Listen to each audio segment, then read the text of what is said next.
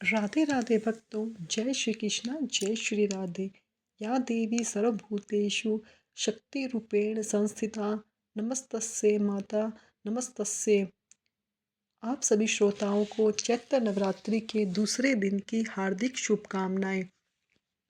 माँ भगवती के दूसरे स्वरूप माँ ब्रह्मचारिणी की पूजा नवरात्रि के दूसरे दिन की जाती है।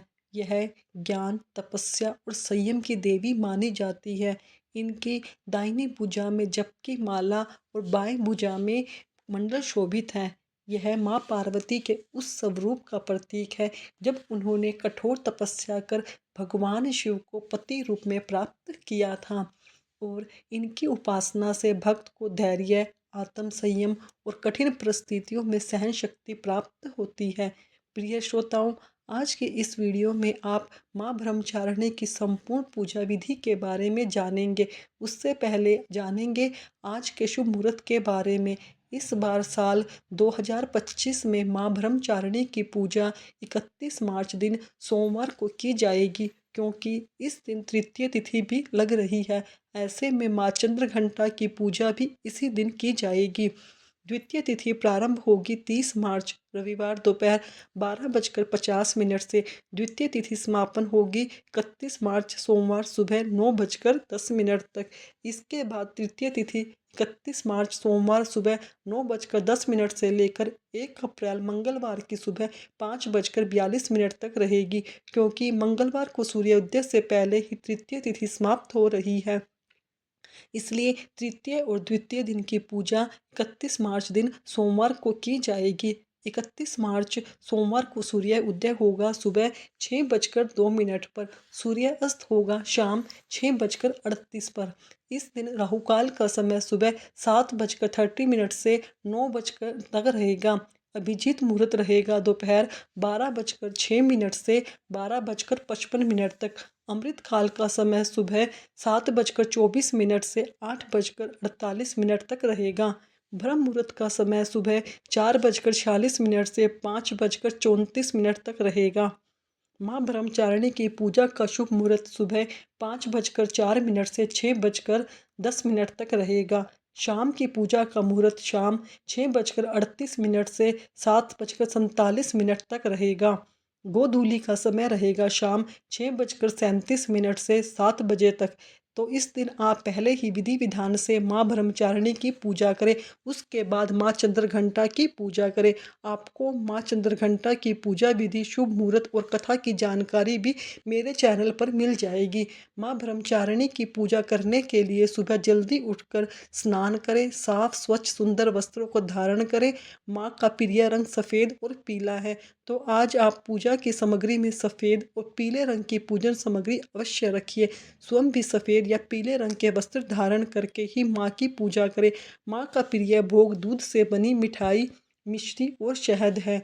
माँ ब्रह्मचारिणी की पूजा करने के लिए पहले से ही स्थापित चौकी पर विराजमान माँ प्रतिमा को आप स्नान कराएं, उन्हें साफ सुंदर स्वच्छ वस्त्र धारण कराएं, रोली मोली अक्षत अर्पित करें, सुहाग की सामग्री अर्पित करें, धूप जलाएं और इसके बाद दूध से बनी मिठाई या पंचामृत माँ को अर्पित करें। ओम देवी ब्रह्मचारिणी नमः मंत्र का 108 बार जाप करें। श्री दुर्गा सप्तशती के दूसरे दिन के अध्यायों का पाठ करें। माँ ब्रह्मचारिणी की कथा का पाठ या फिर श्रवण करें। सबसे अंत में कपूर जलाकर माँ ब्रह्मचारिणी की आरती उतारें। वर्ष में कम से कम उम्र की कन्याओं को आप सात्विक भोजन करा सकते हैं, उन्हें भेंट स्वरूप खिलौने उपहार आदि दे सकते हैं। पूजा करने के बाद आरती करके सबसे अंत में पूजा पाठ में की गई गलतियों के लिए सच्चे मन से माँ से क्षमा प्रार्थना करें। फिर दिन भर यदि उपवास ना कर सके हों या उपवास रखना चाहिए, और शाम को भी विधि विधान से माँ ब्रह्मचारिणी की पूजा करनी चाहिए। शाम की पूजा करने से मानसिक शांति और आध्यात्मिक उन्नति प्राप्त होती है। शाम की पूजा में शुद्ध घी का दीपक जलाएं, कमल या सफ़ेद पुष्प माँ को अर्पित कर सकते हैं। ओम ऐं सरस्वती नमः मंत्र का जाप करने से सद्बुद्धि प्राप्त होती है, शिक्षा में प्रतियोगिता के मार्ग खुलते हैं। शाम की पूजा के समय रुद्राक्ष की माला हो तो रुद्राक्ष की माला या फिर मानसिक रूप से ओम हेम ब्रह्मचारिणी स्वाहा इस मंत्र का यथासंभव जप करना चाहिए। फिर सबसे अंत में कपूर जलाकर माँ की आरती करनी चाहिए। माँ ब्रह्मचारिणी की पूजा का मंत्र करें, ब्रह्मचर्य का पालन करें, माँ को मनाते रहें, माँ की पूजा अर्चना भक्ति भाव से करते रहें। ब्रह्मचारिणी भगवान शिव की पत्नी देवी पार्वती का ही स्वरूप है। जब माँ पार्वती को ज्ञात हुआ कि वे पिछले जन्म में सती थी और उन्होंने भगवान शिव को ही पति रूप में पाने का संकल्प लिया था, तो उन्होंने कठिन तपस्या की। उन्होंने हजारों वर्ष तक निर्जल और निराहार रहकर तपस्या की। पहले हजारों वर्ष तक केवल फल फूल खाए, फिर अगले हजारों वर्ष तक केवल बेलपत्र खाए। इसके बाद उन्होंने अत्यंत कठिन तप किया, फिर कई वर्षों तक केवल वायु का सेवन किया। उनकी इस घोर तपस्या से तीनों लोक में हलचल मच गई। देवताओं ने भगवान विष्णु से कहा माँ पार्वती को यह कठिन तप छोड़ने के लिए कहे, परंतु माँ अड़िग रही। अंत में भगवान शिव ने स्वयं आकर उन्हें पत्नी रूप में स्वीकार किया। इसी कारण इस दिन तप, संयम और निमंत्रण, आत्म नियंत्रण का विशेष महत्व होता है। माँ ब्रह्मचारिणी स्वाधिष्ठान चक्र की अधिशास्त्री देवी है। यह चक्र आध्यात्मिक शक्ति, आत्म संयम और ध्यान से जुड़ा है। माँ की पूजा करने से भक्त की एकाग्रता बढ़ती है, मन में संयम और शांति आती है, क्रोध और आवेग पर नियंत्रण प्राप्त होता है, ध्यान और साधना में उन्नति होती है। माँ ब्रह्मचारिणी का यह स्वरूप हमें सिखाता है कि सफलता के लिए संयम और धैर्य आवश्यक है।